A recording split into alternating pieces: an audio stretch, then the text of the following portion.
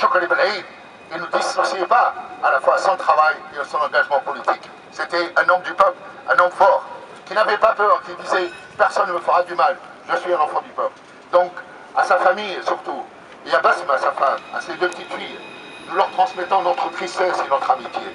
Et c'est à partir de cela, Choukri Belaïd, qui était le leader du Front populaire, que le Front populaire a rassemblé l'ensemble des forces démocratiques, que nous avons décidé d'une journée de grève le jour de son enterrement, et qu'il y a eu 1,5 million de personnes à son enterrement. Et le jour de son assassinat, plus de 2 millions de Tunisiens ont manifesté dans l'ensemble des villes tunisiennes. Choukri Belaïd, que le gouvernement et que le parti Nahda, le parti islamiste, ne reconnaît pas comme martyr de notre peuple, c'est le peuple qui a décidé qu'il est un martyr de notre peuple. Une telle participation dans les rues, une telle participation autour du Front populaire montre qu'aujourd'hui nous avions raison d'avoir pris un certain nombre de décisions, parmi elles par exemple, de demander aujourd'hui la dissolution du gouvernement purement et simplement. Un gouvernement qui n'a plus de légitimité. Et donc, il va falloir le faire. Mais également, il va falloir aussi demander à ceux et à celles qui participent à l'Assemblée constituante, qui se considèrent issus de forces démocratiques, de geler leur activité dans le cadre de cette Assemblée. Il est important de le faire de par cela. Et en même temps, le Front populaire, il a appelé l'ensemble des forces politiques pour réfléchir sur la tenue d'un congrès de salut national en Tunisie, en vue de constituer éventuellement un gouvernement, décider de dates d'élection très rapprochées et très prochaines, et de voir avec l'ensemble des forces démocratiques comment nous en faire. Voilà ce qui s'est passé depuis ces quelques jours, mais vous suivez certainement bien, vous, l'actualité en Tunisie.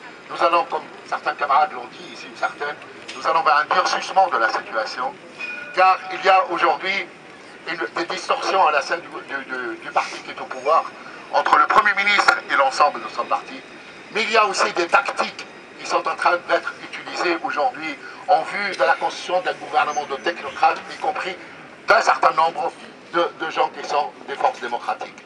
Mais permettez-moi de finir avec ça en disant, la Tunisie, elle passe un mauvais moment, mais notre peuple a montré dans la dernière période qu'il est fort, qu'il est courageux, qu'il est prêt à imposer la dignité et la liberté, qu'il veut une démocratie, qu'il veut une république démocratique, qu'il veut une république laïque, qu'il veut une république sociale qui répond aux besoins sociaux les plus urgents aujourd'hui dans notre pays.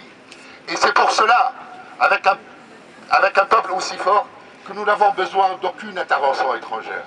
Et gare au gouvernement qui veut intervenir dans nos affaires internes, et surtout le gouvernement français.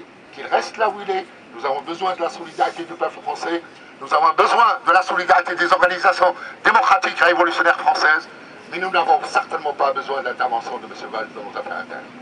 Voilà ce qui se passe en Tunisie, restons rassemblés et soyons ensemble, veillons ensemble à ce qui se passe en Tunisie. J'espère en tous les cas que nous aurons à nous rencontrer encore et plusieurs fois pour des victoires et non pas pour des deux. Merci beaucoup.